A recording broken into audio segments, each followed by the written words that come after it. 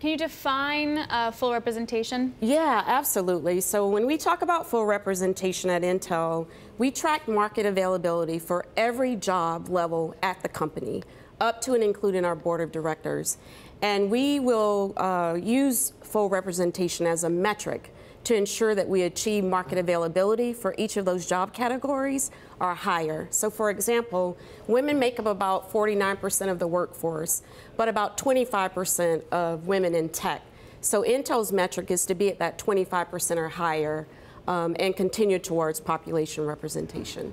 Which is interesting because if you look at, say, the rising number of women who are studying computer science, that's increasing anywhere you look, from Georgia Tech, Carnegie Mellon, etc. When you're focusing on diversity, is it a woman diversity or is it also ethnicity, and how do you distinguish? Yeah, so we actually focus on both. So Intel's diversity initiative is based largely in the U.S. It's based both on ethnic and gender representation. And we actually have metrics around each of those in terms of achieving those goals. What I'll tell you, though, is the key areas that we're focusing on at Intel is really around retention.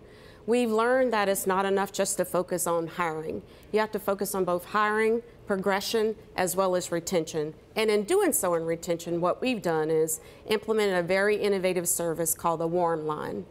This Warm Line is a place where employees can actually call into and get assistance if they are having retention challenges. Since we've launched this Warm Line, we had about 10,000 cases, and we've been able to save about 90% of the employees that have entered into our Warm Line services. When do you work yourself out of a job? I mean, hey, when I have hope you done today. The job? No, I mean, but it's seriously. I mean, yeah. How will you know? I mean, if it's 50 or 52% women, and it's what's the percentage of African Americans in the population? It's like 12, 13%, and it's like 18% Hispanics. Are you measuring those sorts of things? I mean, Absolutely. that precisely? We're just that precise. What I'll say to you about diversity and inclusion is we recognize as diversity and inclusion officers that diversity and inclusion work is not a one and done. This work is such, it has to be integrated deeply into your business processes and also your systems. So I'm an engineer by background, and I think that has allowed me to really focus on the systems that are required from when employees on board to integrate, and then also how we progress our employees.